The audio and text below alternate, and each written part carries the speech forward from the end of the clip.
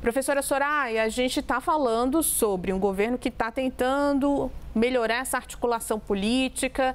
Teve um primeiro ano com algumas dificuldades, mas agora tem uma avaliação negativa dentro do Congresso Nacional, ou uma avaliação negativa aumentando no que diz respeito ao que o eleitor está pensando e também os deputados. O que isso significa? O que falta para melhorar, então, a relação do governo ou o olhar dos parlamentares e da população para o governo Lula? Olha, em primeiro lugar, eu acho que nós precisamos olhar essa pesquisa de uma forma muito ampla. Nós estamos num ano eleitoral. Em um ano eleitoral, nós vamos ter muito maior descontentamento ou descontentamento demonstrado em pesquisas no momento em que há perguntas sobre isso, porque, independentemente de estar, como disse muito bem o Pedro, este Congresso, nunca antes na história deste país, estar tão bem abastecido, satisfeito em função da entrega de emendas parlamentares, nós, por um outro lado, temos um Congresso que tem uma cara. E essa cara é a cara, aqui utilizando como uma alegoria, é a cara Cunha. Ou seja, quando nós falávamos anteriormente de congressos em que o presidente Lula negociava, nós falávamos de congressos onde existiam grandes figuras políticas que faziam política dentro do Congresso Nacional.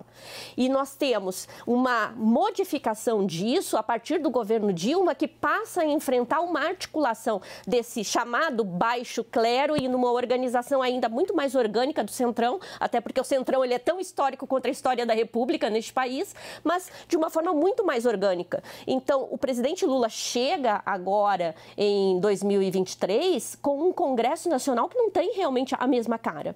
E com um Congresso Nacional sem a mesma cara, e ele também, aqui com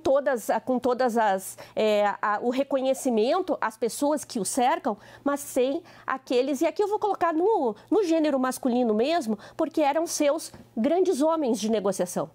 Os primeiros governos Lula haviam grandes figuras históricas construídas dentro do Partido dos Trabalhadores, e não só por isso, mas construídas dentro do Congresso Nacional e que faziam essas discussões de uma forma, ainda que pudesse não agradar a todos, e nunca vai se agradar a todos, se teria ali uma possibilidade de negociação política dada nos marcos da política com P maiúsculo. O problema é que esse Congresso faz política com P minúsculo, algumas vezes de costas para a política, como eu já cheguei a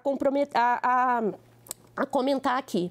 Então, nós temos uma outra face, nós temos um Congresso que veio ao longo desses últimos anos se mostrando até chegar nesse ponto em que está, com essa forma muito fisiológica, mais ainda fisiológica de fazer o seu cotidiano. Nós temos isso dentro de um ano eleitoral. Nós temos um presidente da República que precisava, nesse momento, ter essas figuras fortes que já teve em outro momento e que, portanto, acaba encontrando muitas dificuldades no Congresso, muitas dificuldades que, com certeza, não estão só relacionadas, ou talvez elas nem estejam relacionadas às pautas, ditas pautas históricas ou ditas pautas que correspondem à sua base.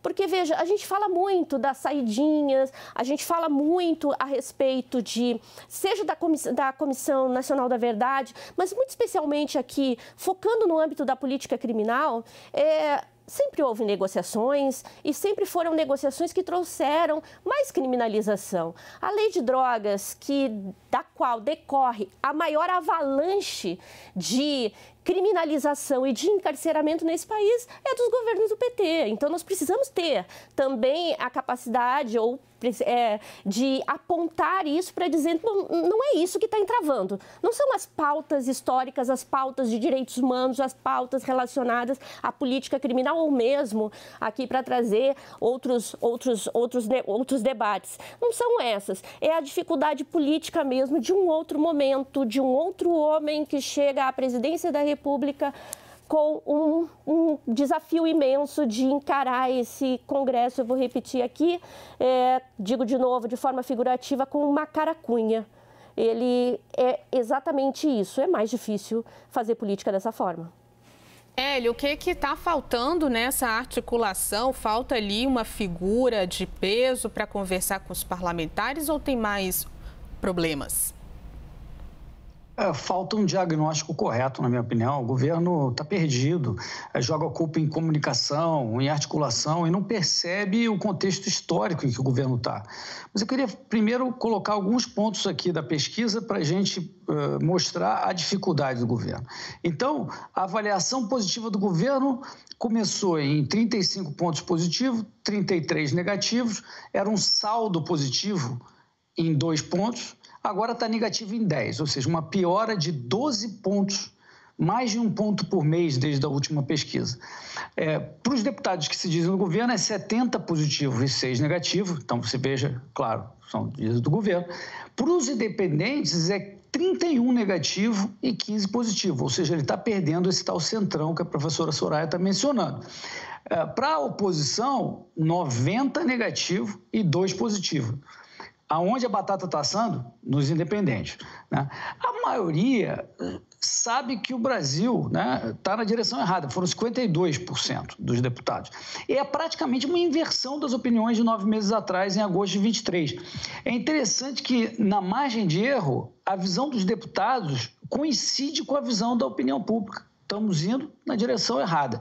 E com relação ao ânimo, que é o que a gente está discutindo aqui, o ânimo da Câmara com o governo Lula, no sentido de aprovar a agenda do governo, piorou bastante, significativamente, desde a última rodada dessa pesquisa em agosto do ano passado.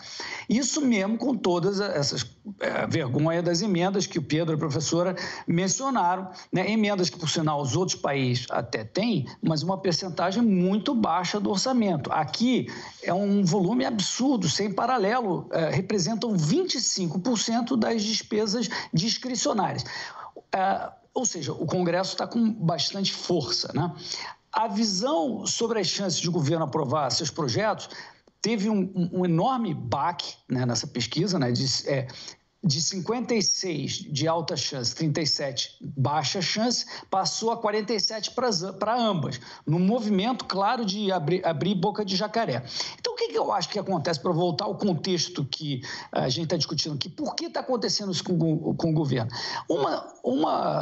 Uma explicação possível é que é completamente diferente de Lula 1, Lula 2. Lá era um Brasil que não tinha assim, um pensamento conservador na sociedade, um pensamento liberal, eram tons de vermelho, eram tons de, vamos dizer, socialismo, menos socialismo, mais socialismo, mas era isso que tinha. Então é fácil você jogar um jogo de futebol, por exemplo, com toda a torcida e o adversário com 3 jogadores a menos. Hoje é completamente diferente. A composição do Congresso reflete um crescimento de ideias, sejam conservadoras, sejam liberais, e o governo não percebeu isso, está tentando empurrar a sua pauta de qualquer jeito, achando que porque ganhou a eleição, o Executivo tem o direito de colocar a sua pauta, que não é verdade, porque o Congresso brasileiro já era forte, ficou mais forte.